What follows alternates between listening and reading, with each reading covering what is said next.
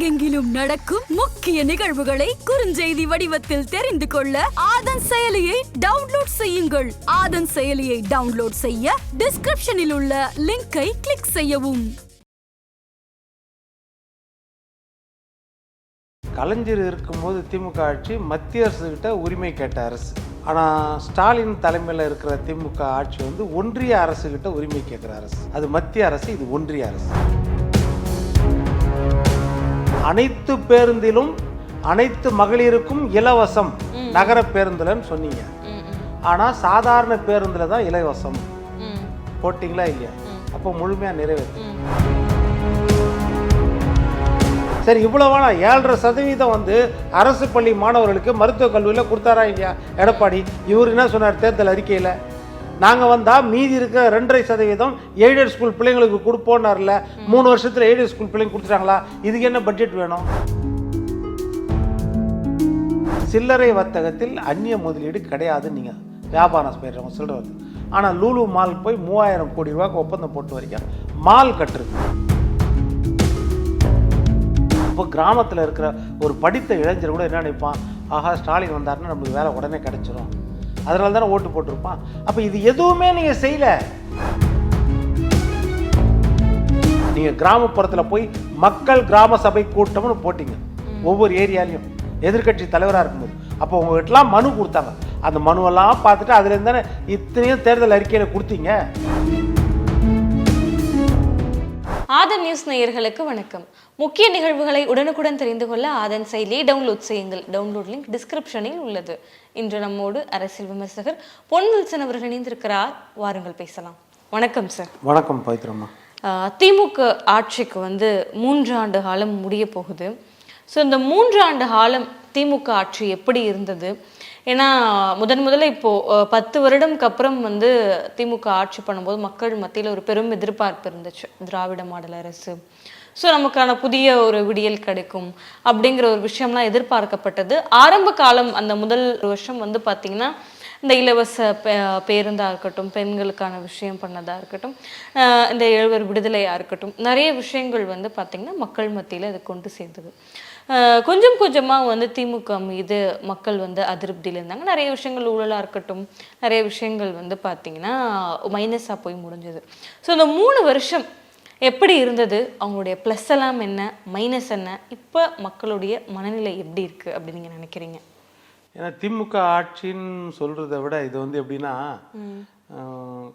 கலைஞர் இருந்த காலத்தில் இருந்த திமுக ஆட்சி வேற, இதற்கு பிறகு இப்போ இருக்கிற திமுக ஆட்சி வேற. கலைஞர் இருக்கும்போது திமுக ஆட்சி மத்திய அரசு கிட்ட உரிமை கேட்ட அரசு, மாநில உரிமைகள் வேணும்னு.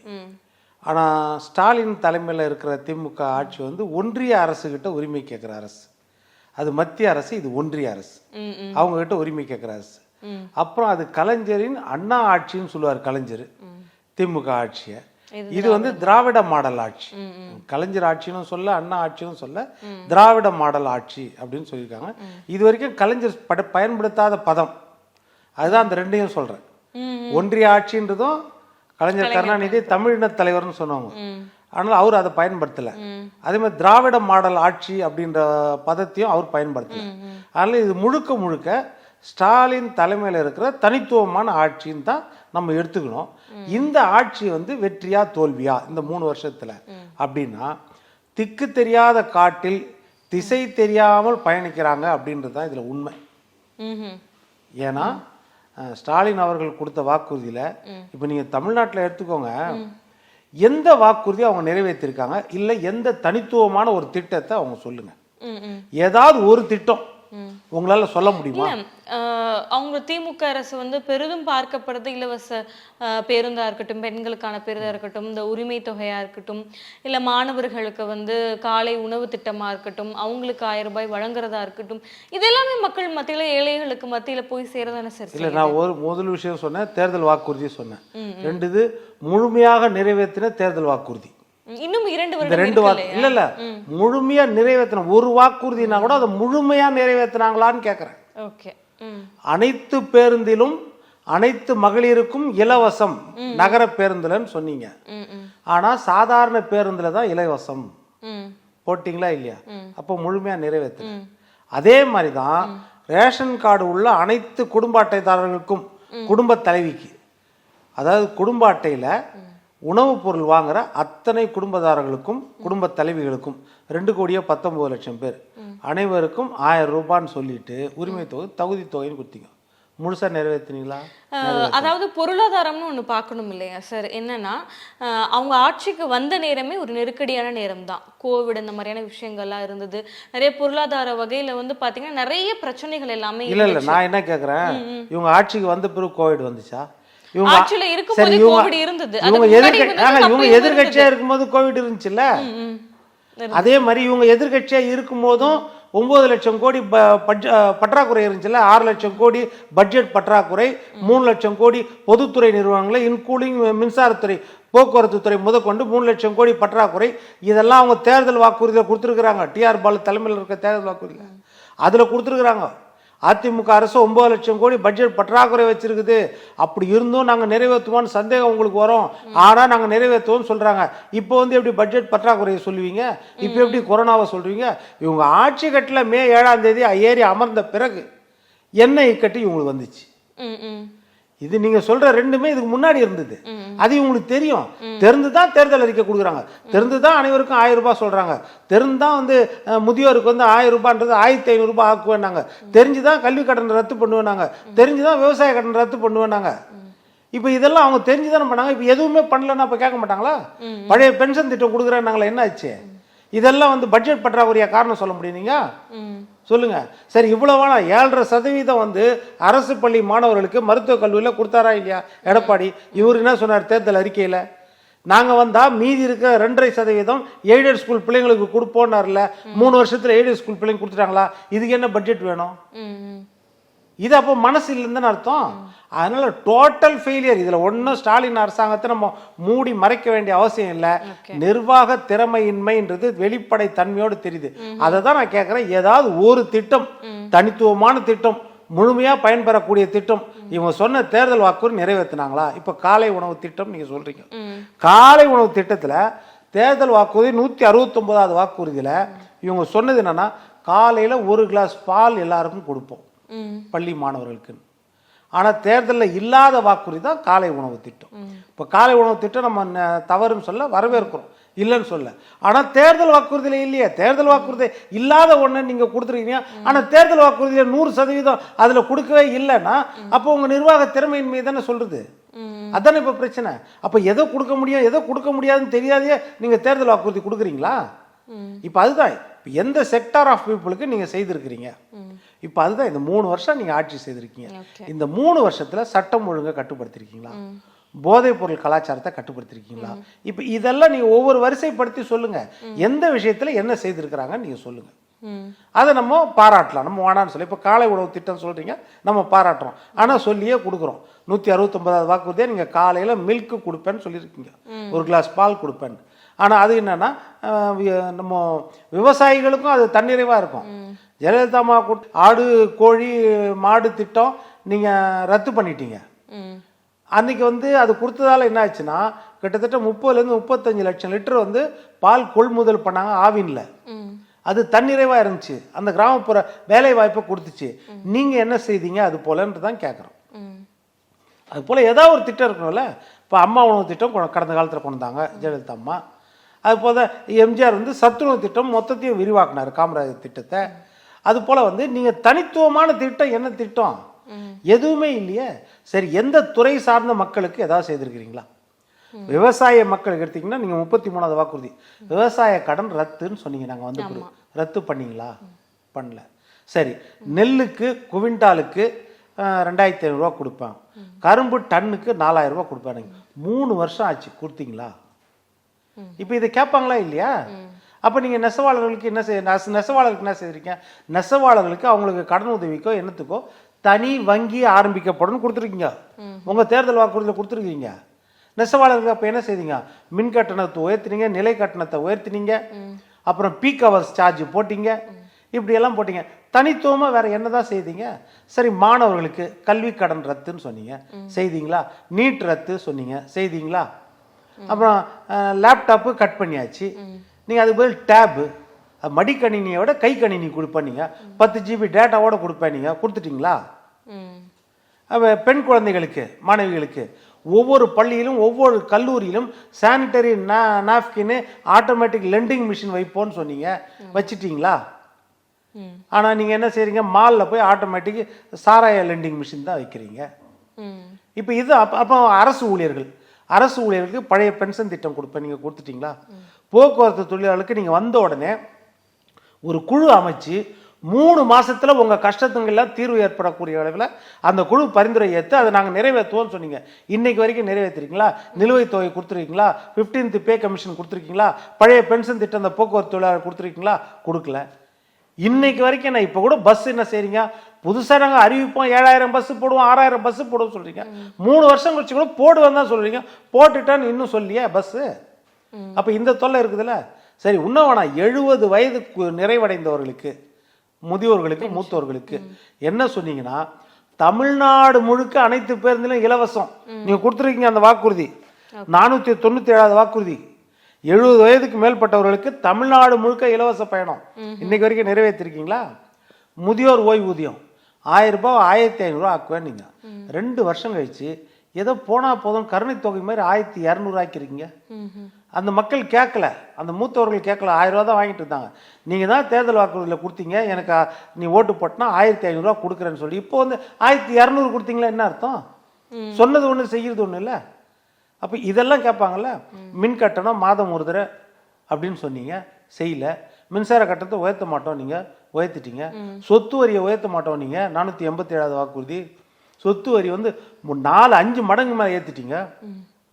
1000 ரூபா கட்டுறவங்க 2000 ரூபா கட்டுறான், 2000 ரூபா கட்டுறவன் 4500 5000 ரூபாய் கட்டுறான். எவ்வளவு கஷ்டத்தில் இருக்கான். இந்த கஷ்டம்னு தெரியும். அதே மாதிரி பால் விலை வந்த உடனே 3 ரூபா குறைச்சிங்க. நீங்கள் சொன்ன வாக்குறுதியில் அதே மாதிரி தான் 505வது வாக்கு 205வது வாக்குறுதி வந்த உடனே குறைச்சிங்க பால் விலையை. குறைச்சிட்டு ஆனால் ஆரஞ்சு பாலில் 12 மடங்கு ஏற்றிட்டீங்க. அப்போ 12 ரூபாய் ஏற்றியாச்சுல்ல. ஆரஞ்சு பாலில் 12 ரூபா ஏற்றியாச்சு. 3 ரூபா குறைச்சிட்டு 12 ரூபா ஏற்றியாச்சு. ஸ்வீட்டு, காரம், நெய், மோர் அத்தனையும் அப்படியே 3 மடங்கா விலை ஏற்றியாச்சு. அப்போ என்ன ஆகுது?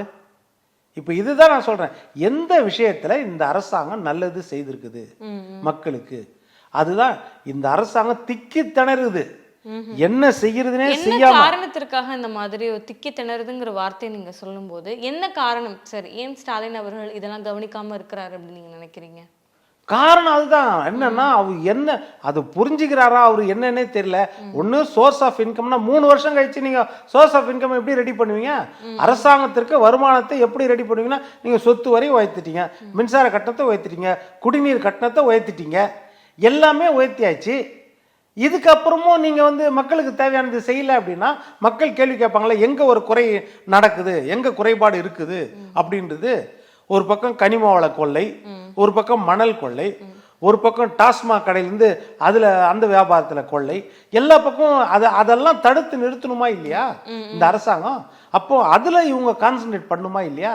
அது பண்றதுல அதே மாதிரி வேலை வாய்ப்பு 3 லட்சம் பேருக்கு வேலை வாய்ப்பு கொடுப்போம். நீங்க 3 லட்சம் பேருக்கு அரசு வேலை வாய்ப்பு கொடுப்போம். நீங்க எத்தனை லட்சம் பேருக்கு கொடுத்துருக்கீங்க? சரி, ஆசிரியர்கள், பகுதி நேர ஆசிரியர்களுக்கு நிரந்தர பணி கொடுப்போம். நீங்க இடைநிலை ஆசிரியர்களுக்கு சம வேலைக்கு சம ஊதியம் கொடுப்போம்னு சொன்னீங்க. ஓவிய ஆசிரியர் இவர்களுக்கெல்லாம் வந்து வேலை நிரந்தரம் கொடுப்போம்னு சொன்னீங்க. இன்னைக்கு வரைக்கும் கொடுக்கலையே. தையல் ஆசிரியர்கள் இவர்களுக்கெல்லாம் வேலை நிரந்தரம் கொடுப்போம், நீங்க இன்னைக்கு வரைக்கும் கொடுக்கலையே. அப்ப எந்த செக்டர் ஆஃப் பீப்புளை நீங்க திருப்திப்படுத்திருக்கீங்க? மொத்தத்தில் பார்த்தீங்கன்னா தமிழ்நாட்டை பொறுத்த வரைக்கும் அதே மாதிரி பாமரர்கள், தொழிலாளிகள், சில்லறை வர்த்தகத்தில் அந்நிய முதலீடு கிடையாது. நீங்க வியாபாரம் செய்யறவங்க சில்லறை வர்த்தகம். ஆனால் லூலு மாலுக்கு போய் 3000 கோடி ரூபாய்க்கு ஒப்பந்தம் போட்டு வரைக்கும் மால் கட்டுறதுக்கு.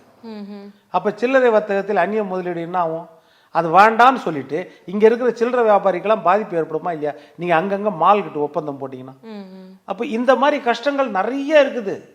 அது எதுவுமே நீங்க நிறைவேற்றல. ஒண்ணும் இல்லை, வேலை வாய்ப்பை மட்டும் சொல்றேன் கேளுங்க. நீர்நிலைகளை பாதுகாக்கிறதுக்காக 75000 பேரை வேலைக்கு வைப்போம்னு சொன்னீங்க. உங்க தேர்தல் வாக்குறுதி 188. அதுல 30000 பேர் பெண்கள். நீங்க எத்தனை பேரை வச்சிருக்கீங்க? சாலை பராமரிப்பு, பாலம் பராமரிப்பு, இதுக்காக 75000 பேரை வேலைக்கு வைப்போம். அதுல 30000 பேர் பெண்கள்ன்றீங்க. அறநிலையத்துறையில 30000 பேரை வேலைக்கு வைப்போம். நீங்க இப்ப இது எதுவுமே நீங்க செய்யலையே. மக்கள் நல பணியாளர்கள் கிராமப்புறத்தில் அதில் வந்து 25,000 பேருக்கு வேலை கொடுப்போம். பிடிஓ அண்டரில் வந்து வேலை செய்கிற மாதிரி கொடுப்போம். நீங்கள் இதெல்லாம் தேர்தல் வாக்குறுதியில் கொடுத்தாச்சு. இப்போ கிராமத்தில் இருக்கிற ஒரு படித்த இளைஞர் கூட என்ன நினைப்பான், ஆஹா ஸ்டாலின் வந்தாருன்னா நமக்கு வேலை உடனே கிடைச்சிரும், அதனால தானே ஓட்டு போட்டிருப்பான். அப்போ இது எதுவுமே நீங்கள் செய்யலை. அதுதான் சொல்கிறேன் நான், எதுவுமே செய்யலன்னு போது மக்கள் எதிர்பார்ப்பு எந்த அளவுக்கு உங்ககிட்ட இருந்துச்சு. நீங்கள் கிராமப்புறத்தில் போய் மக்கள் கிராம சபை கூட்டம்னு போட்டிங்க ஒவ்வொரு ஏரியாலையும் எதிர்கட்சி தலைவராக இருக்கும்போது, அப்போ உங்ககிட்டலாம் மனு கொடுத்தாங்க. அந்த மனுவெல்லாம் பார்த்துட்டு அதுலேருந்து தானே இத்தனையும் தேர்தல் அறிக்கையில் கொடுத்தீங்க. 100 நாளில் நிறைவேற்றுவேன் நீங்கள, எதையுமே நிறைவேற்றலையே நீங்கள். அப்போ இதை கேட்பாங்களா இல்லையா? நம்ம வந்து ஸ்டாலின் வந்து நம்ம எதிர்பார்த்தோம், அவர் வந்த உடனே நிறைய செய்வார், அபரிதமாக மக்களுக்கு செய்வார்னு. 3 வருஷம் வந்து பொறுமையாக இருந்தோம். 3 வருஷத்துலையும் செய்யலைன்னா டோட்டல் ஃபெயிலியர்னு தானே அர்த்தம். அப்போ இதுக்கு என்ன பதில் சொல்ல முடியும்? அதை தான் நான் சொல்ல வரேன். அதாவது இந்த அரசாங்கம் ஏதாவது நல்லது செய்தது நீங்கள் சொன்னீங்கன்னா கண்ணு கட்டின தூரம் வரைக்கும் நீங்கள் வந்து கடந்த காலத்தில் ஆரம்பித்த திட்டம் எது, காலை உணவு திட்டம்ன்றது கடந்த காலத்தில் ஆரம்பிச்சிட்டோம். ஒரு தனியார் வச்சு ஆரம்பித்தாங்க, பன்வாரிலால் புரோஹித்தும் எடப்பாடியும் சேர்ந்து ஆரம்பித்தாங்கன்றது இல்லைன்னு சொல்ல, சிறிய அளவில் ஆரம்பித்தாங்க. இவங்க அதை விஸ்தரித்து பெரிய அளவில் பண்ணுறாங்கன்னா வரவேற்பக்கூடியது தான். ஆனால் தேர்தல் வாக்குறுதியில் கொடுத்தது என்ன செய்திருக்கிறாங்க? எந்த செக்டார்? மீனவர்களை எடுத்துக்கோங்க. மீனவர்கள் என்ன சொன்னாங்க, பழங்குடியின பட்டியலில் உங்களை சேர்த்துருவோன்னு சொன்னாங்க. அப்போ அவங்களுக்கு எவ்வளோ சலுகை கிடைக்கும் அதை சேர்த்துருந்தா? இன்னைக்கு வரைக்கும் சேர்க்கலையே. சரி, தலித் கிறிஸ்தவர்களை வந்து SC ST பட்டியலில் நாங்கள் சேர்ப்போம், அதை முயற்சி பண்ணுவோம், மத்திய அரசுக்கு அழுத்தம் கொடுப்போம். நீங்கள் எத்தனை 38 எம்பிக்கள் எத்தனை நாள் அதுக்கு போராடி இருக்காங்க, எத்தனை தனி தீர்மானம் பாராளுமன்றத்தில் கொண்டு வந்திருக்காங்க. தலித் கிறிஸ்தவர்களை SC ST பட்டியலில் கிடைக்குதோ இல்லையோ, மத்திய அரசுக்கு அழுத்தம் கொடுத்தீங்களா? கொடுக்கலையே. சார், மத்திய அரசுக்கு நிறைய விஷயங்களுக்காக வந்து பார்த்தீங்கன்னா தமிழக அரசு வந்து அழுத்தம் கொடுக்குறாங்க. அப்படிங்கும்போது அவங்க தான் எந்த ஸ்டெப்பும் பண்ணாத போது தமிழக அரசு எந்த அழுத்தம் கொடுத்தாங்க? அதைத்தான் நான் கேட்குறேன். நீட் ஒழிப்பா இருக்கட்டும், இந்த மாதிரியான விஷயங்கள்லாம் வந்து மத்திய அரசுக்கு எவ்வளவுதான் வந்து அழுத்தம் கொடுத்தாலும் அதை மத்திய அரசு வந்து கண்டுக்காம தானே இருக்காங்க. இன்னும் பொருளாதார ரீதியாகவும் வந்து பார்த்தீங்கன்னா மத்திய அரசு நமக்கு சரியா தரதில்லை அப்படின்னு குற்றச்சாட்டு வைக்கும்போது எப்படி எல்லா விஷயங்களுமே வந்து தமிழக அரசு இம்ப்ளிமெண்ட் பண்ண முடியும் அப்படிங்கறது அவங்களுடைய ஒரு கேள்வியா இருக்கு. இல்ல, எடப்பாடி பழனிசாமி சொல்லி இருக்கும்போது இதுதானே சொன்னீங்க, அடிமை அரசுன்னு சொன்னீங்களே நீங்க. எடப்பாடி அவர்கள் பாஜகவுடன் இணக்கமா தானே இருந்தார் ஆட்சியில இருக்கும். இணக்கமா இருக்கிறவங்களோ எதிரா இருக்கிறாங்களோ அது கிடையாது நம்மளுக்கு கடை. இப்போ மன்மோகன் சிங் இருக்கும்போதும் அதே தானே, இவங்க கூட்டணியிலே இருந்தாங்களே, திராவிட முன்னேற்ற கழகம் கூட்டணியில் தான் இருந்தாங்க. அப்போ சரி, மசோதாக்களை தாக்கல் பண்றதுக்கு கவர்னர் வந்து கால நிர்ணயம் வைக்கணும்னு ஒரு சரத்து வேணும்ல. இப்ப அந்த சரத்து வந்து சட்டத்தில் கிடையாது. ஒரு மசோதா கொடுத்தோம்னா எவ்வளவு நாள்னாலும் அதை வச்சிருக்கலாம் அப்படின்னு தானே இருக்குது. நீதிமன்றத்துக்கு தானே போக வேண்டியதா இருக்குது. அதுக்கு கால நிர்ணயம் இல்லைல்ல. நீங்க கூட்டணி ஆட்சியில தானே இருந்தீங்க. வாஜ்பாய் கூட இருந்தீங்க, மன்மோகன் சிங் கூட இருந்தீங்க, தேவகவுடா கூட இருந்தீங்க, ஐக்கிய குஜராத் கூட இருந்தீங்க, VP சிங் கூட இருந்தீங்க. அத்தனை பேர்கிட்டையும் மைனாரிட்டி அரசாங்கத்து கூட கூட்டணியில் இருந்தாங்க திமுக. இவங்க வாபஸ் வாங்கினா ஆட்சி கவுந்துரும். இப்போ மோடி ஆட்சியெல்லாம் அப்படி கிடையாது, யாரும் ஒன்றும் வாபஸ் வாங்க முடியாது. அவங்களா வாபஸ் வாங்கினா தான். மற்றபடி இவங்க கூட்டணி மைனாரிட்டி கூட்டணி ஆட்சியில் இருந்தாங்க. அப்போ அந்த அமெண்ட்மெண்ட் கொண்டு வந்து கவர்னர் மசோதாக்களை 60 நாள் நிறைவேற்றணும், 90 நாள் நிறைவேற்றணும், இவங்க அமெண்ட்மெண்ட் கொண்டு வந்திருக்கலாம்ல, அரசியல் சாசனத்தில் கொண்டு வந்தாங்களா? கொண்டு வரலையே. அதை தான் நான் கேட்க வரேன், என்ன விஷயம்? அதே மாதிரி தான் நம்ம 2007 வந்து தீர்ப்பு வந்துச்சு, நடுவர் மன்ற தீர்ப்பு. 2007 தீர்ப்பு வந்தா யார் ஆட்சி இருந்துச்சு? அப்போ இவங்க ஆட்சி தான் மத்தியில், கூட்டணி ஆட்சி. 2013 வரைக்கும் அரசு இதெல்லாம் வெளியிடல. 6 வருஷம் காவிரி பிரச்சனையில் நடுவர் மன்ற தீர்ப்பை, இறுதி தீர்ப்பை அரசு இதெல்லாம் வெளியிடல, கெசட்ல வரல. அப்ப என்ன செய்வீங்க? அப்ப மிகப்பெரிய போராட்டம் 2013 இங்க ஜெயலலிதா அம்மா இருக்கும்போது நீதிமன்றத்தில் வழக்கு போட்டு நீதிபதி சொல்றாரு, அப்போ முகுல் ரோத்தகி கிட்ட இந்த மாதிரி 3 வாரம்லாம் டைம் கொடுக்க முடியாது, 3 நாள் டைம் அரசிதழில் ஏற்றணும்னு சொன்ன பிறகு 2013 அரசிதழில் ஏற்றினாங்க. அப்போ திமுக என்ன அழுத்தம் கொடுத்துச்சு? இன்னைக்கு மேகதாது அணை கட்டுறாங்கல்ல, 38 எம்பிங்க நாடாளுமன்றத்தில் முடக்கட்டினாங்களா? மேகதாதுக்கு அணை கட்ட முயற்சிக்கிறாங்கல்ல, இப்போ நாடாளுமன்றத்தில் முடக்கணுமா இல்லையா? 22 நாள் அதிமுக முடக்கித்தானே அதே மாதிரி காவிரி நடுவர் மன்ற ஆணையத்தை வைக்கணும்னு சொல்லிட்டு வச்சாங்க. நீங்க அந்த மாதிரி நாடாளுமன்றத்தை முடக்க அவங்க நிறைவேற்ற மாட்டாங்க. நம்ம பிஜேபிக்கு சப்போர்ட் பண்ணல, பிஜேபி நிறைவேற்றாது. காங்கிரஸும் அப்படிதான் இருக்குது, பிஜேபி அப்படிதான் இருக்குது. தேசிய கட்சியை பொறுத்த வரைக்கும் எந்த மாநிலத்திலையும், அதுவும் குறிப்பா தென் மாநிலங்களுக்கு அவங்க அக்கறை காட்டுறதே இல்லைன்றது உண்மை. அது கசப்பான உண்மைதான். தென் மாநிலங்களை பொறுத்த வரைக்கும் அவங்க புறக்கணிக்கிறாங்க அப்படின்ட்டு நல்லா தெரியும் நம்மளுக்கு. ஆனால் அதற்கு போராடக்கூடிய உரிமை யாருக்கு இருக்குது? மாநில அரசுக்கு இருக்குதுல்ல. உங்களை நம்பி ஓட்டு போட்டிருக்கோம்ல, நீங்கள் தானே போராடணும். நீங்கள் அதுக்கு என்ன போராடி இருக்கீங்க? சரி, இவ்வளவா நான் கிளம்பாக்கம் பேருந்து நிலையம் அப்போ வந்து ஜெயலலிதா அம்மா அந்த ப்ராஜெக்டை போடும்போது சொன்னாங்க, தென் மாநில மக்கள், தென் மாவட்ட மக்களுக்கு போகிறதுக்காக தென் சென்னை மக்களுக்கு வசதியாக இருக்கிற மாதிரி தான் ஒரு பேருந்து நிலையம் கோயம்பேடும் இருக்கும், அங்கே கிளம்பாக்கமும் இருக்கும். ஆனால் இவங்க தேர்தல் அறிக்கையில் என்ன கொடுத்துருந்தாங்க?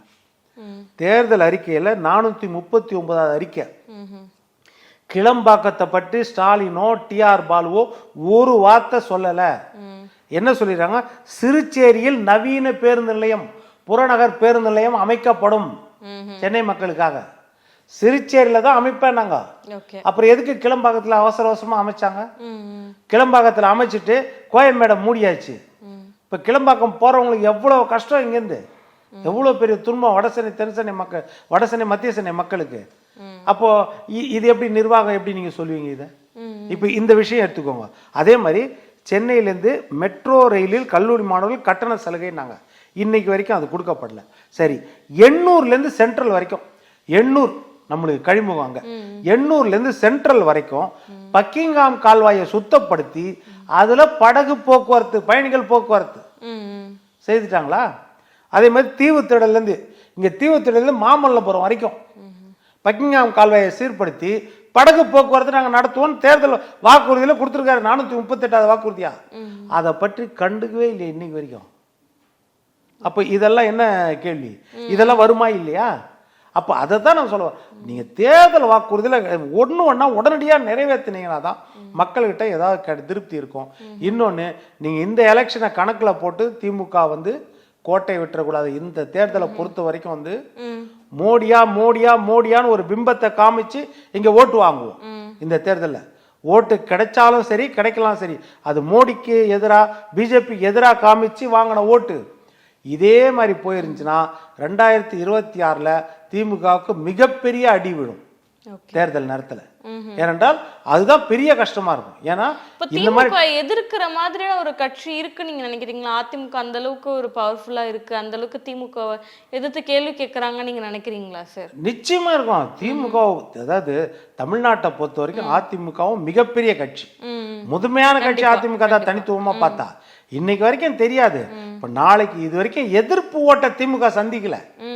ஜெயலலிதா என்ற ஆளுமை இறந்த பிறகு ஆன்டி பிஜேபியை சொல்லுவோம். பிஜேபி ஆட்சி நடந்திருக்கிறாங்க, ஆன்டி பிஜேபி, ஆன்டி ஏடிஎம்கே இந்த ஆட்சியை சொல்லணும், எடப்பாடி ஆட்சி. இது திமுகவுக்கு நல்ல வசதியா இருந்துச்சு. அடுத்து 2026 வர தேர்தலை திமுகவுடைய பெர்ஃபார்மன்ஸ் என்ன செய்திருக்கிறாங்க, எவ்வளவு அளவுக்கு நாங்க எதிர்பார்த்தோம், நீங்க எவ்வளவு ஏமாற்றத்தை கொடுத்துருக்கீங்க, இந்த கேள்வியை வலுவா வைப்பாரு எடப்பாடி. அப்போ ஓட்டு எந்த பக்கம் சேரும்?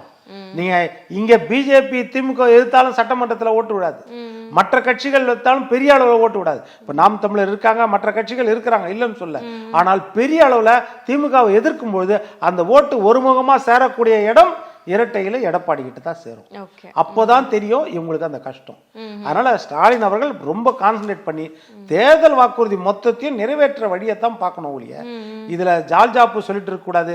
எப்படி இப்போ மழைநீர் வடிகால் வாய்க்கு ஒருத்தரும் ஒவ்வொன்றும் சொன்னாங்களோ, 90% முடிஞ்சிச்சு, 80% முடிஞ்சிச்சு, 70% முடிஞ்சிச்சு.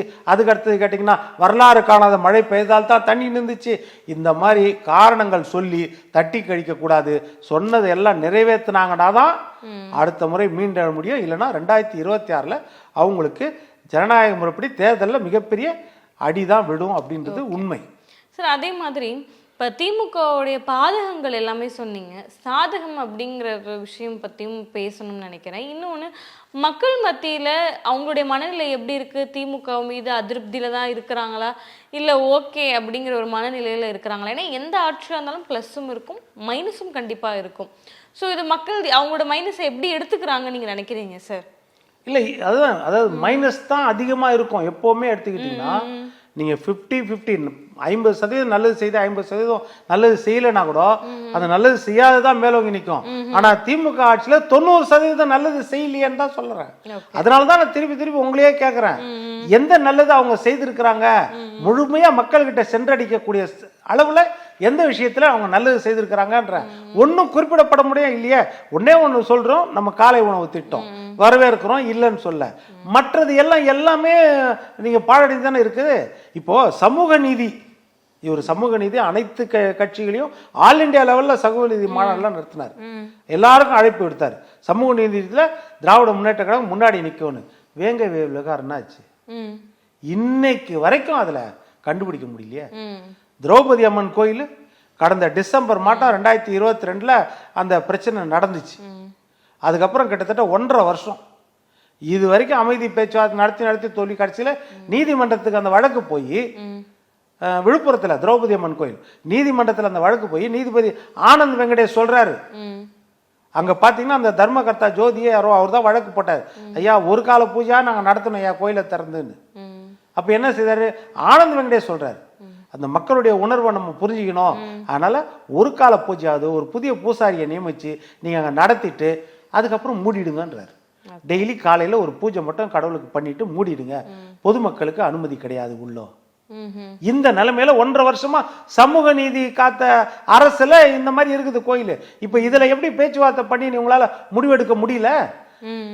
அதே மாதிரி இப்போ அறநிலையத்துறை கோயில் ஒண்ணு இதாயிருச்சு இல்ல, இப்ப கடைகள்லாம் போட்டு கொளுத்தி ஆயிடுச்சு இல்ல சேலத்துல, எவ்வளவு பிரச்சனை ஆயிடுச்சு அந்த சேலத்துல அந்த கோயில். இப்போ இப்போ இந்த பிரச்சனையை யார் முடிவு கொண்டு வருது? இப்ப இது போல ஏகப்பட்ட, அதே மாதிரி கல்குவாரியில இப்பதான் ஒரு போன வாரம் தான் கல்குவாரியில மிகப்பெரிய அளவில் விபத்து ஏற்பட்டு 3 பேர் இறந்துட்டாங்க. 3 மீட்டர் தோன்றதுக்கு அளவு பண்ணா 300 மீட்டர் வரைக்கும் தோன்றாங்க. இதெல்லாம் கண்டுக்கும் காணாம இருந்தா எப்படி அரசு? ஒரு அரசு வந்து இரும்பு கரம் கொண்டு நடவடிக்கை எடுக்கணுமா இல்லையா? அப்ப இந்த அரசாங்கம் எடுக்கலன்னு போது அதுதான் மிகப்பெரிய கேள்விக்குறியா இருக்கும் இந்த அரசாங்கத்துக்கு. பெரிய அதிருப்தி மக்கள் மத்தியில நிலவுது. அது சட்டமன்றத்துல காமிப்பாங்க மக்கள். இப்ப நீங்க வந்து தமிழ்நாட்டை பொறுத்த வரைக்கும் 2014லயும் மோடிக்கு ஓட்டு போடல, 2019லயும் மோடிக்கு ஓட்டு போடல. அப்ப அதிமுக ஓட்டு போட்டாங்க, அதுக்கப்புறம் திமுக ஓட்டு போட்டாங்க. அப்ப 2014 அதிமுக ஓட்டு போட்டாங்க, 2019 திமுக ஓட்டு. அப்ப இங்க வந்து மோடி எதிர்ப்புன்றது பாராளுமன்றத்துல காமிக்கும், ஆனா சட்டமன்றத்துல நீங்க அந்த வார்த்தையை சொல்லி இங்க ஓட்டு வாங்க முடியாது. உங்களுடைய பெர்ஃபார்மன்ஸை சொல்லி தான் ஓட்டு வாங்க முடியும். அதுதான் மிகப்பெரிய இக்கட்டா இருக்கும் திமுகவுக்கு. அதான் இப்பவும் காலம் இருக்குது, இன்னும் 2 வருஷம் இருக்குது. நீங்க அபரிதமா மக்களுக்கு நல்லது செய்தீங்கன்னா, அந்த ஒவ்வொரு செக்டார் ஆஃப் பீப்புளும் நான் சொன்னேன், அவங்க நல்லது செய்தீங்கன்னா உங்களுக்கு ஓட்டு விடும். இல்லைன்னா எப்படி ஓட்டு விடும்? அதுதானே.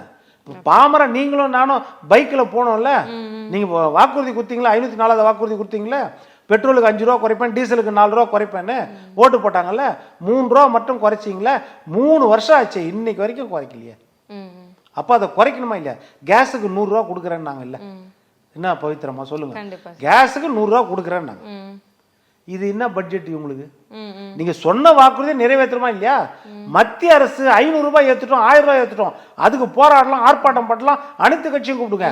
நான் சொன்ன 100 ரூபாய் குறைச்சிட்டேன், ஆனா மத்திய அரசு குறைக்கல, நிர்மலா சீதாராமன் குறைக்கல, சொல்லுங்க மோடி குறைக்கலன்னு. அது நம்ம எடுப்படும். நீங்க சொன்ன வாக்குறுதியை நீங்க நிறைவேற்றலையா 100 ரூபாய், அப்புறம் அவங்கள மட்டும் குறை சொல்லி என்ன பிரயோஜனம்? நீங்க 100 ரூபாய் கொடுத்துருங்க, அவங்களுக்காக நம்ம போராடலாம், தவறு கிடையாது. இததான் நிறைவேற்றாம எப்படி மத்திய அரசு கேள்வி கேட்க முடியும்? அதுதான் முக்கியம். Okay sir. அதே மாதிரி அடுத்து வரும் தேர்தலில் வந்து பார்த்தீங்கன்னா திமுகவுக்கு எந்த அளவுக்கு சாதகமாக அமையும்?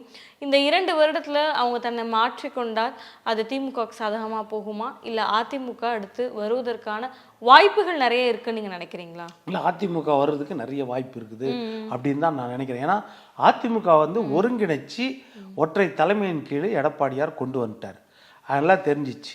அதில் வந்து அது மிகப்பெரிய சக்தியாக 2026 அது கண்டிப்பா காட்டும் அப்படின்றது நம்ம அரசியல் பார்வையாளராக சொல்றோம்.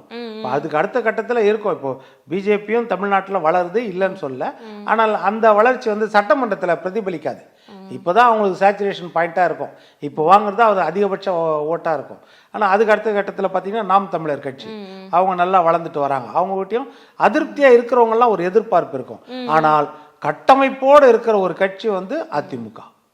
ஆனால் அந்த அதிமுக பக்கம்தான் ஓட்டு வங்கி அதிகமா இருக்குது.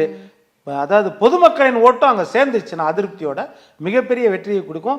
குறிப்பா வந்து பெண்கள் ஓட்டு, பெண்கள் வந்து மனதளவில் பாதிக்கப்பட்டது வந்து பஸ்ல போகும்போது நீங்க ஓசின்னு சொன்னது, அதே மாதிரி பெண்களுக்கு நீங்க மாணவிகளுக்கு 1000 ரூபாய் திட்டம் அதை சொல்ல, இப்போ மாணவிகளுக்கு 1000 ரூபாய் கொடுக்குறேன்னாங்கல்ல, கல்லூரிக்கு போகிறதா இருந்தால் அரசு பள்ளியில் படித்த மாணவிகளுக்குன்னு. ஆனால் அந்த திட்டத்தை எதுக்காக ஒதுக்கி தாலிக்கு தங்கம் திட்டத்தை வந்து ரத்து பண்ணிட்டு அதை கொடுக்குறாங்க. தாலிக்கு தங்கம் திட்டத்தில் பட்டதாரின்னா 50,000 ரூபாய், 10th வரைக்கும் படிச்சிருந்தா 25,000 ரூபாய் ப்ளஸ் 1,000 தங்கம் இதை கொடுத்தாங்க, 8 கிராம் தங்கம். அதை ரத்து பண்ணிட்டு தான் அவங்க கொடுத்தாங்க. அப்படி இருக்கும்பொழுது அந்த மக்களுக்கு பெரிய அளவில் அதனால அனுகூலம் இருக்காது அப்படின்றது. ஏன்னா பெண்களுக்கு கொடுக்குற ஸ்கூட்டியை ரத்து பண்ணிட்டீங்க, ஸ்கூட்டியை ரத்து பண்ணியாச்சுல்ல. பெண்களுக்கு அதே பெண்களுக்கு கல்லூரி மாணவர்களுக்கு பள்ளி மாணவிகளுக்கு லேப்டாப் கொடுத்தாங்க, ரத்து பண்ணிட்டீங்கல்ல.